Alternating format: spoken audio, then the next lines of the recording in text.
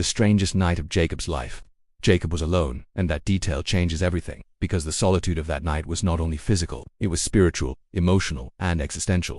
He had sent his wives, his children, his servants, and all his possessions to the other side of the river, and now he remained there, standing still, listening only to his own thoughts that haunted him like long shadows cast by the almost extinguished campfire.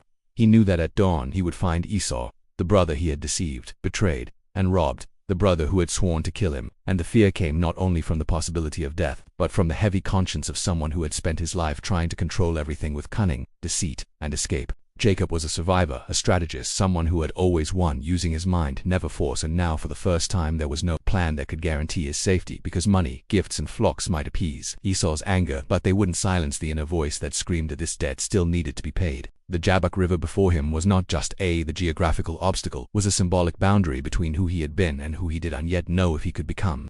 As the sky darkened completely, Jacob felt something watching him, not with human eyes, but with a presence that made the air seem denser, as if the invisible were drawing near. The Bible says few words, but their weight is immense.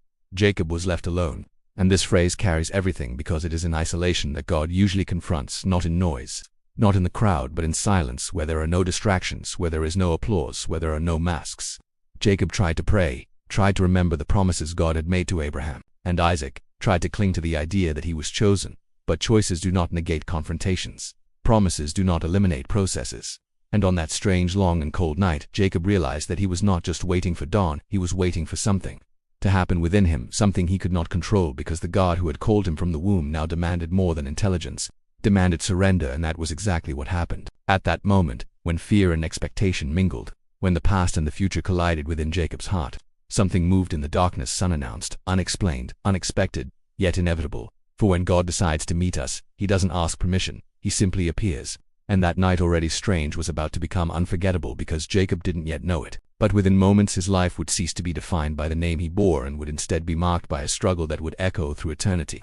The man who appears out of nowhere. There was no warning, no sound of footsteps, no time to react, because some presences don't enter the scene like ordinary human beings. They are simply there. Jacob only realized this when he felt the impact, a dry, unexpected shock, as if the air had materialized before him.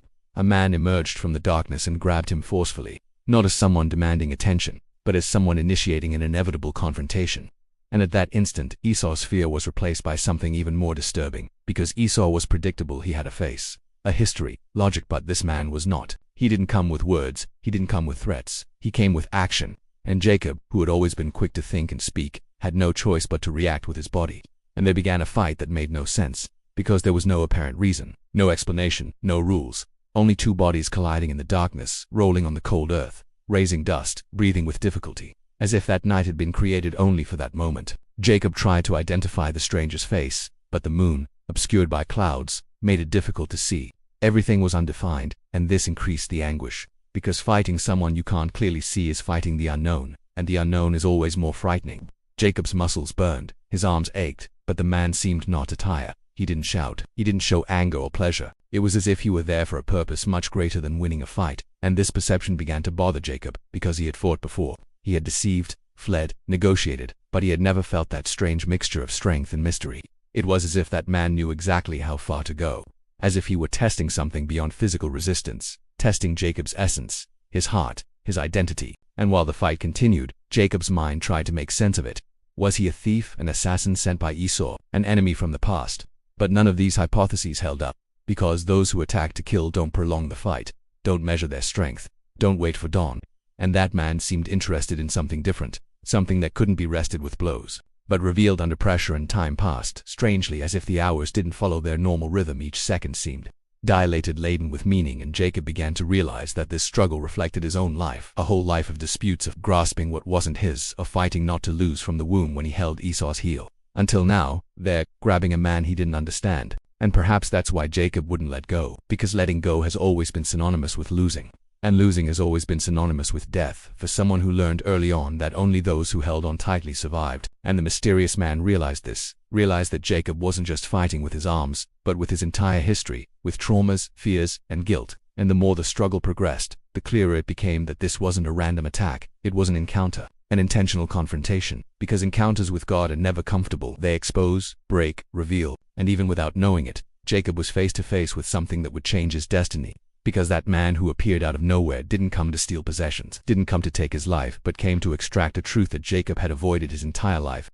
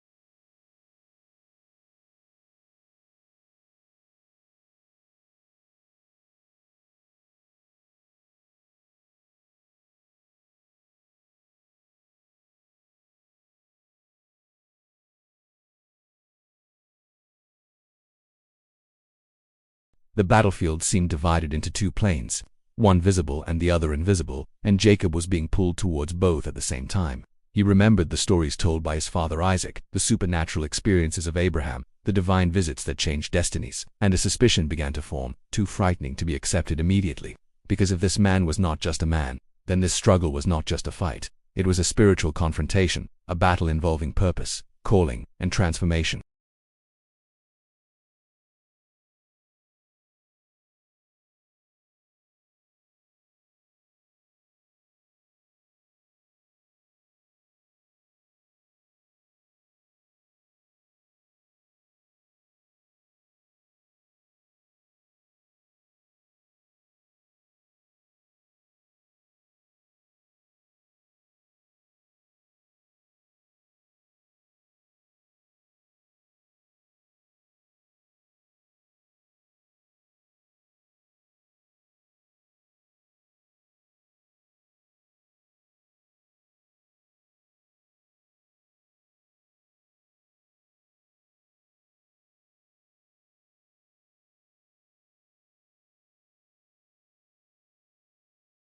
A whole life trying to prove his worth, trying to secure blessings through his own means, trying to secure the future with his own hands. And now, in that strange dawn, God seemed to say without words that none of these strategies would be sufficient from then on. And this was frightening, because if that struggle was spiritual, then what was at stake was not only the survival of that night, but the identity that Jacob would carry for the rest of his life. And he began to realize that he was not being attacked to be destroyed, but pressured to be revealed, because God does not fight to annihilate, he fights to transform. And this idea began to echo within Jacob as the minutes passed slowly, each second heavy as an eternity. The sweat mixed with dust, the racing heart, and the consciousness it became increasingly clear that this was not a battle he could win the way he had always won others. Because spiritual battles are not won with force but with surrender, and Jacob was not yet ready for that. He held on, insisted, resisted, because letting go meant admitting he had no control, that he needed something beyond himself, and for someone who had always trusted in his own cunning, this was more painful than any physical blow. And as the struggle continued, a silent truth began to assert itself. That night was not about who would fall first, but about who would emerge transformed. And Jacob began to understand, albeit confusedly, that some struggles do not happen to defeat us but to reveal us, and that sometimes God allows confrontation not to hurt us but to lead us to the exact point where we can no longer pretend to be who we are not. And there, in that dark valley, between heaven and earth, Jacob was at the center of a battle that would define not only the outcome of that night, but the meaning of his entire existence. Why did God allow the confrontation? If God is sovereign, if nothing happens outside of his control, then the question that echoes powerfully that dawn on the banks of the Jabbok River is inevitable. Why allow such an intense physical and painful struggle with someone he himself had chosen and promised to bless? This question doesn't stem solely from theological curiosity. It arises from human experience. Every human being who goes through a profound crisis, inexplicable pain, or a seemingly unjust confrontation has at some point wondered why God didn't intervene sooner, why he allowed the suffering, why the confrontation was necessary.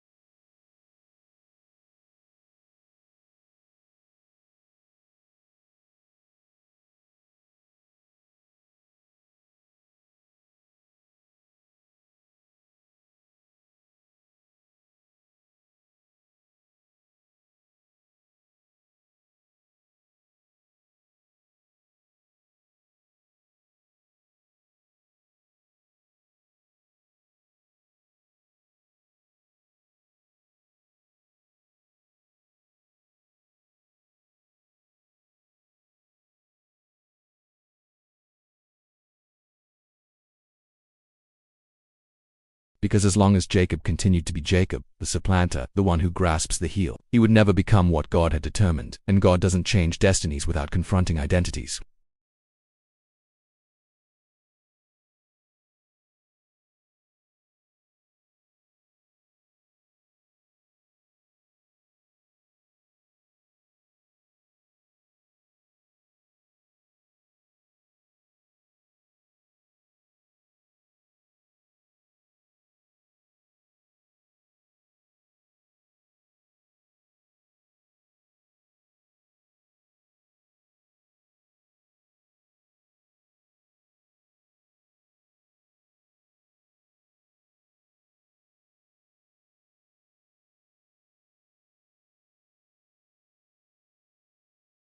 Jacob needed to go through this inner night before seeing the sunrise, because sunrise without inner transformation would be just another day, and God wasn't interested in another day in Jacob's life. He was interested in a new beginning, and allowing the confrontation was an act of severe love, the kind of love that doesn't alleviate momentary pain so as not to compromise the eternal purpose. Because if Jacob had won that struggle the way he always had, he would have lost something much greater. He would have lost the opportunity to be transformed, and God prefers to hurt us. It is better to temporarily separate us than to leave us forever trapped in an identity that limits what he planned. That is why God allowed the confrontation, not because Jacob deserved to suffer, but because Jacob needed to change. And this truth transcends generations, because even today God allows confrontations in the lives of those he chooses, not to destroy, but to align, not to humiliate, but to reveal, not to distance, but to bring closer. And while Jacob was still resisting in that struggle, God already saw beyond that dawn. He saw a nation, a people, a history that could only be born after man was broken. And this is the most difficult mystery to accept, that sometimes the confrontation that hurts the most is precisely the proof that God is deeply involved in our history.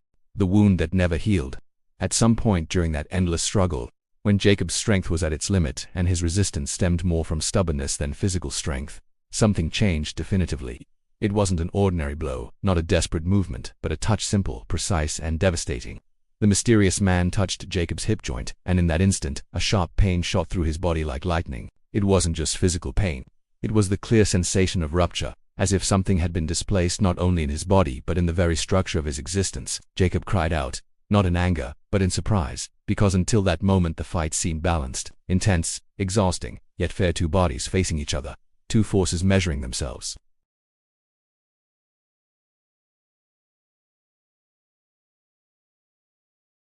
And that completely changes the interpretation of everything that had happened up to that point, because if that man had the power to wound effortlessly, then the fight was never about strength, it was about resistance, about how far Jacob would go without relinquishing control. The wound came precisely when Jacob believed he could still continue as he was. The dislocated thigh caused his body to give way, his muscles failed, his support disappeared. And there Jacob realized something he had never truly experienced: total impotence. He could no longer fight as before, he could no longer run, he could no longer escape. That wound eliminated any possibility of flight, and this is profoundly symbolic because Jacob had spent his entire life fled from Esau, fled from the consequences, fled from direct confrontations, always finding an alternative route. But now God was touching exactly the point that prevented Jacob from fleeing again. That wound was not random, it was not excessive force, it was intentional. God wounded Jacob in the place that sustained his movement, his autonomy, his independence, and the pain did not cease. Each movement reminded his body that something had been altered forever. This is crucial because the Bible does not say that the wound was healed immediately. On the contrary, the text makes it clear that Jacob left limping, and this carries an enormous emotional and spiritual weight because until that moment Jacob believed that life's marks could be hidden, circumvented, cleverly overcome, but that mark would not be hidden, would not be ignored. It would accompany him for the rest of his life. And this is one of the hardest truths to accept on the spiritual journey, that some wounds are not removed. They are transformed into signs of a real encounter with God. Because a God who doesn't mark us is just an idea, a comfortable concept, but the God of the Bible reveals himself so profoundly that he leaves traces. And Jacob now carried on his body the evidence that he had been before something greater than himself. That wound also completely changed the dynamics of the struggle, because Jacob could no longer fight standing up, he could no longer compete by strength. So he did the only thing left: he clung to the man, he held on with what he still had.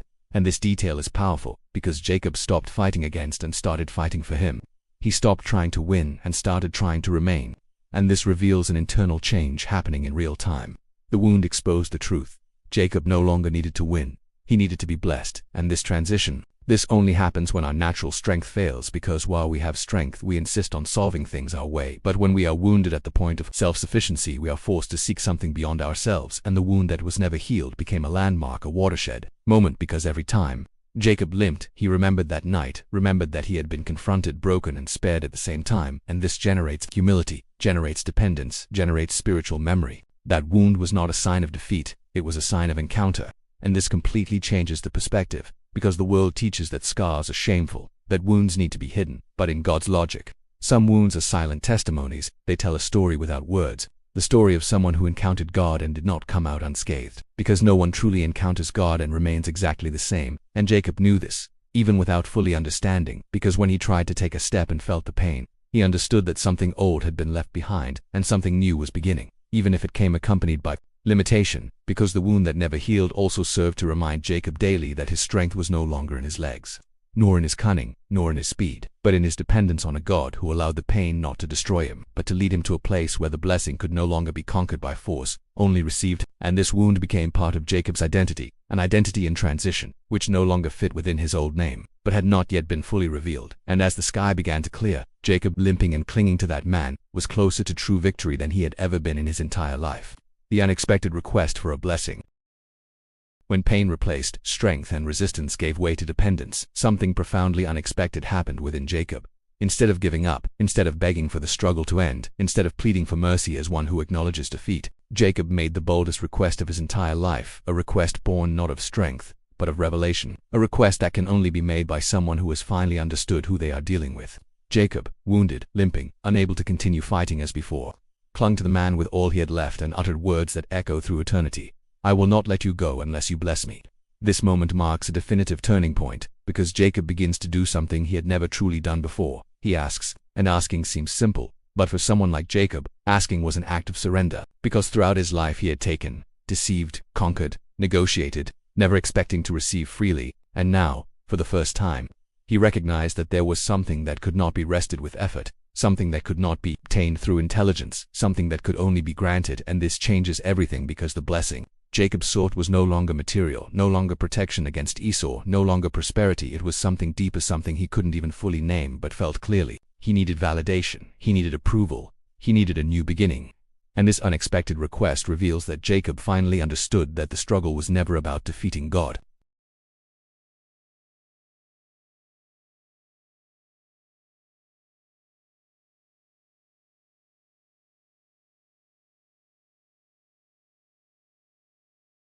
More than a stranger, someone who carries the power to redefine destinies, and this reveals a faith that is born in the midst of pain, not in comfort, because the most authentic faith does not arise when everything is well. It arises when there are no more alternatives, when the body fails, when pride breaks, when the only option is to cling to God. And Jacob clings not with physical strength but with spiritual desperation, and this desperation is not weakness, is honesty. Because for the first time, Jacob doesn't try to appear strong, doesn't try to control the situation. He admits his need, and that's something God always expects. Because God doesn't respond to self-sufficiency, he responds to dependence.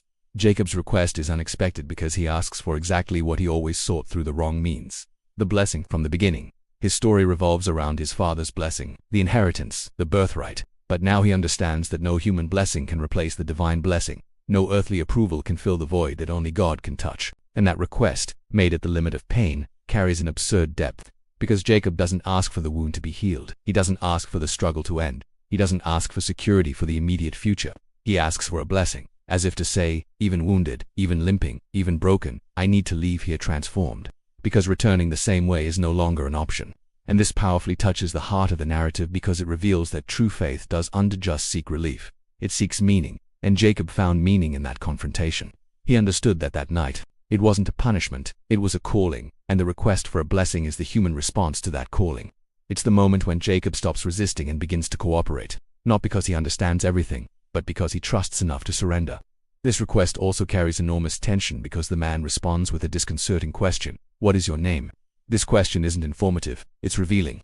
God doesn't need data, he needs confession. And by answering Jacob, he's not just stating a name, he's assuming an identity, acknowledging who he was, the deceiver, the supplanter, the one who always grasped what wasn't his. This acknowledgement is part of the request for a blessing, because God doesn't bless characters, he blesses real people. Jacob finally presents himself without masks. without strategies, without justifications, simply as he is. And that's powerful because many want the blessing without honesty. They want transformation without confrontation. They want the new without admitting the old. But Jacob goes through the whole process by brokenness, confession, request, and this prepares him.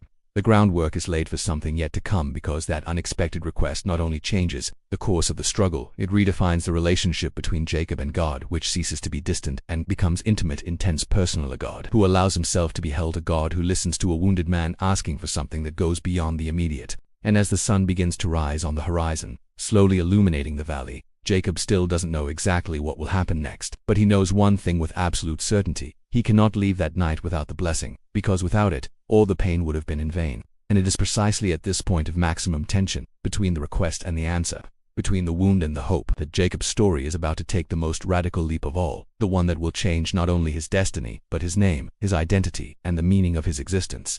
The new name, Israel. The silence that followed Jacob's request was heavier than any blow that night, because there were questions that didn't seek information, but transformation. And when the man asked Jacob's name, something profound had already been triggered, because names in Hebrew culture were not just labels, they were declarations of identity, destiny, and character. And by saying Jacob, he was confessing much more than a sound. He was acknowledging an entire history marked by struggle, deception, and survival. This recognition opened space for something Jacob could never achieve through his own efforts. The redefinition of who he was, because God not only forgives the past, he gives it new meaning. And then came the answer that would transcend centuries. Your name will no longer be Jacob, but Israel. This phrase carries an absurd spiritual density, because God doesn't just change circumstances, he changes identities. And changing someone's name is declaring that the past no longer has the final word, that history is no longer bound to what was, but open to what will be. And the name Israel means he who wrestles with God, or God wrestles. And this ambiguity is powerful because it reveals a profound truth. It's not just about a man who confronted God, but about a God who engages so deeply with humanity that he allows himself to be confronted in order to generate transformation. Jacob, now Israel, carries in his very name the memory of that night, a living reminder that his identity is no longer born of cunning but of encounter, not of escape but of permanence, not of deceit but of truth. And this changes everything, because Jacob always fought against people, against circumstances, against destiny. But Israel is born as someone who wrestled with God and survived. And surviving an encounter with God doesn't mean emerging unscathed. It means emerging transformed. This name change doesn't erase the past, but repositions it, because God doesn't say that Jacob never existed. He says that Jacob no longer defines who he is. And this is liberating, because many people live trapped by old labels, past mistakes, bad choices, believing that this forever defines who they are. But Jacob's story reveals that a real encounter with God redefines the narrative and the change. The name change also marks a shift in mission, because Jacob was an individual trying to survive, while Israel would become the patriarch of a nation. And God could not build a people from someone who still lived centered on himself.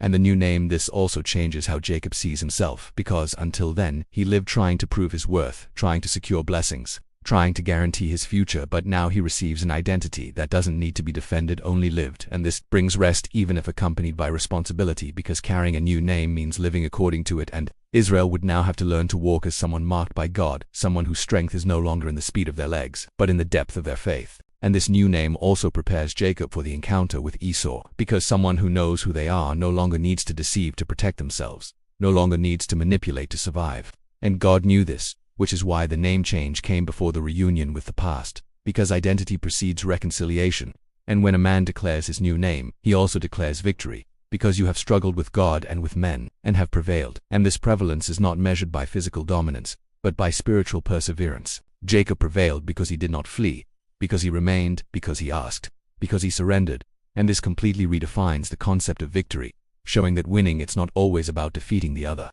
Sometimes it's about allowing God to transform us. And the new name Israel becomes an eternal landmark, because from that man will be born an entire people who will carry this legacy of struggle, faith, questioning, and perseverance are people not defined by perfection, but by an intense relationship with God. And all of this is born there, in that dawn, in that valley, in that moment when Jacob ceases to be just Jacob and becomes Israel. Not because he became stronger, but because he finally became true, and this truth liberates him to walk on a new level of purpose, even if the path is now slower, because some advances are only possible when we learn to walk with dependence. And Israel begins there, limping, but spiritually standing, carrying in its name the proof that it found God and had the courage not to let go until it was transformed. Who was that man anyway? After the new name was pronounced and Jacob's identity was redefined before the dawn, a question began to throb even more strongly, not only in Jacob's heart but across generations, echoing in scholars, theologians, and ordinary people to this day. Who was that man after all? Because the more one analyzes that encounter, the more evident it becomes that it doesn't fit into any simple category. He fights like a man, plays like God, speaks with divine authority, bestows blessings, changes identities, and disappears with the sunrise. This creates a mystery that cannot be ignored. Because the Bible doesn't waste details, and when it leaves something open, it's because it wants to provoke deep reflection. Jacob perceives this immediately, so much so that he asks the man's name, as one who seeks to understand, as one who wishes to give form to the inexplicable. But the answer he receives is evasive, almost disconcerting. Why do you ask my name? This answer is not a cold refusal, it's an implicit affirmation that that name could not be contained in human words, because names limit, define, and frame, and God cannot be reduced to a comfortable definition. And here the interpretations begin. Some say that the man was an angel, a celestial messenger sent by God. Others claim it was a direct manifestation of God himself, a theophany, and still others argue that it was a manifestation, the pre-incarnate appearance of Christ, what many call a Christophany, and each of these interpretations carries weight, but all converge on a central truth. That man was not ordinary, because no created being has the authority to change names and destinies on its own, and Jacob understands this deeply. Because he declares something that seals the mystery: I saw God face to face, and my life was spared. And this declaration does not arise from confusion, it arises from conviction.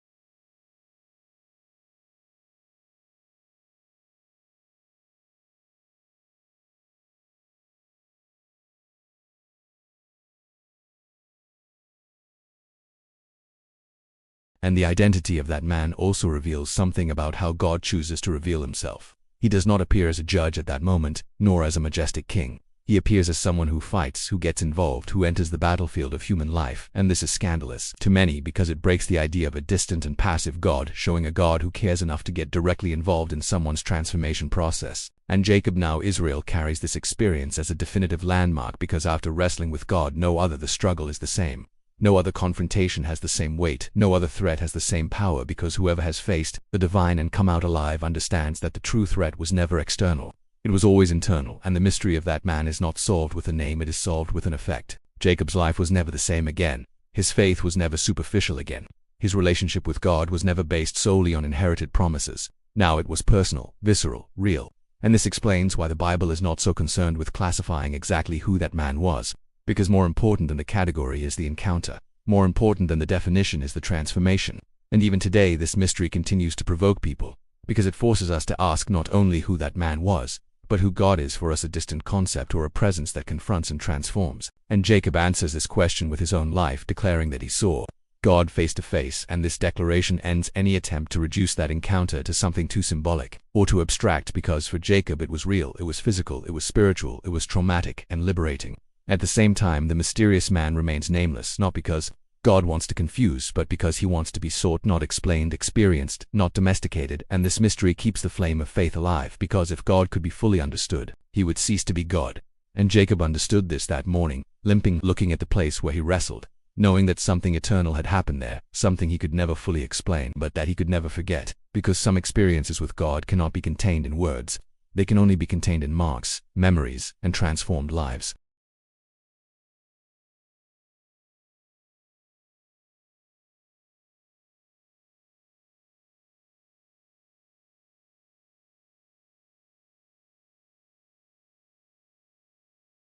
And external territories. He called that place Peniel, saying, I saw God face to face, and my life was spared.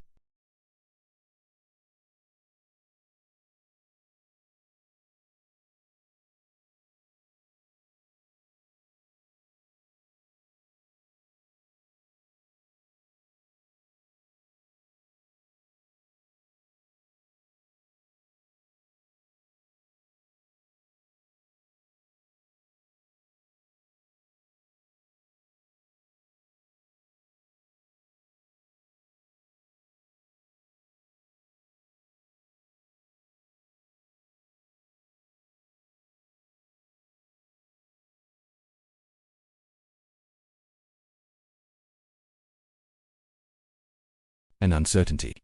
That Jacob saw God in a way he had never seen him before, not as a distant promise told by his parents, but as a real, tangible, involved presence.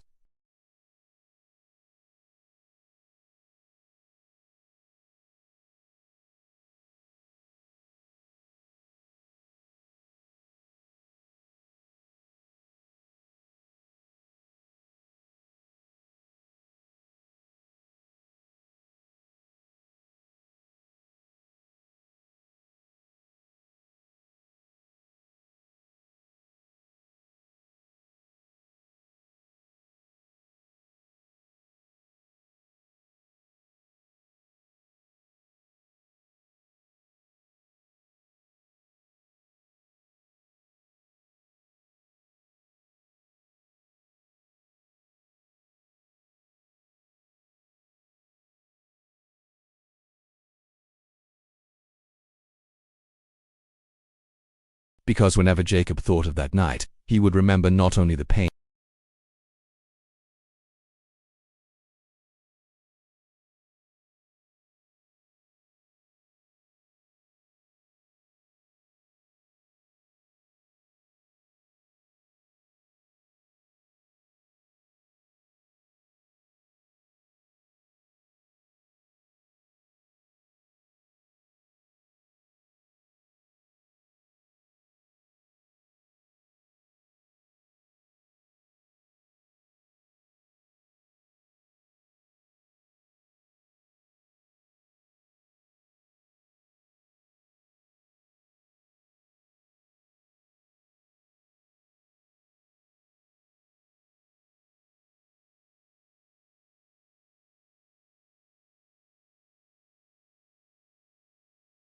because someone who has seen God face to face no longer needs to fear men in the same way, not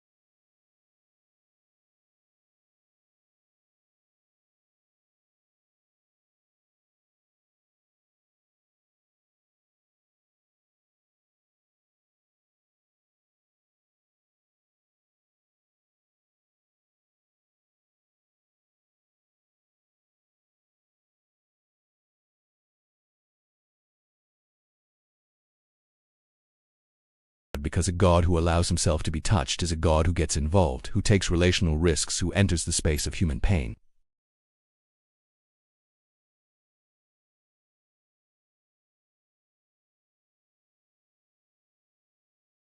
This reveals something essential about God's character. He does not hide behind his own glory when he decides to transform someone.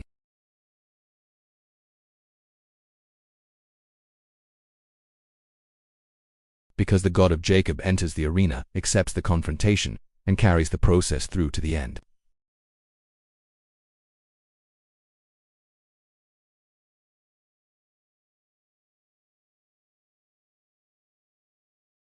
This teaches us that God isn't interested in quick displays of power, but in profound processes of transformation.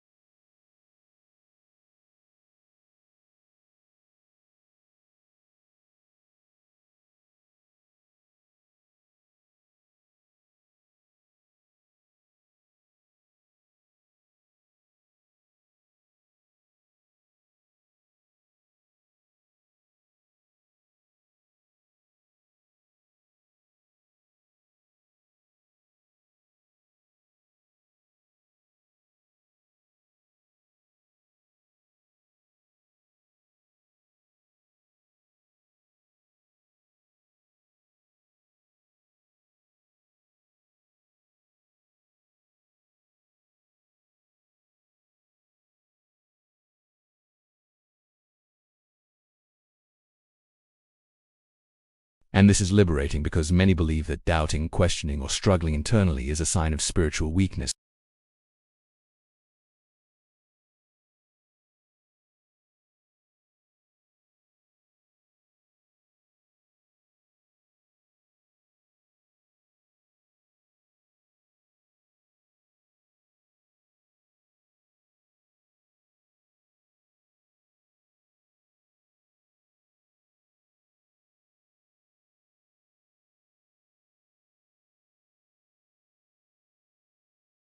Jacob experiences an anticipation of this truth because, by touching God, he does not die, he lives, even if limping.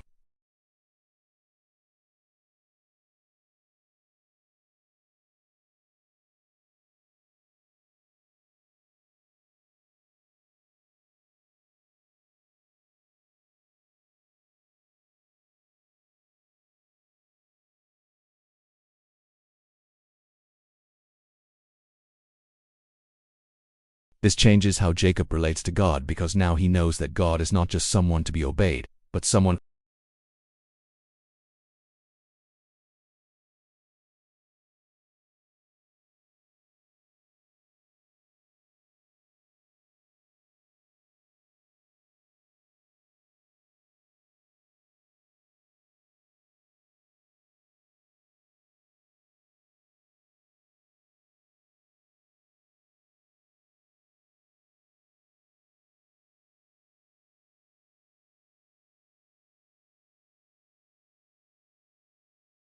He does not leave our story unscathed. He leaves marks, and these marks become a constant reminder that the true God is not a distant concept but a living presence that enters our reality, confronts us, wounds us when necessary, and blesses us when we are ready to receive.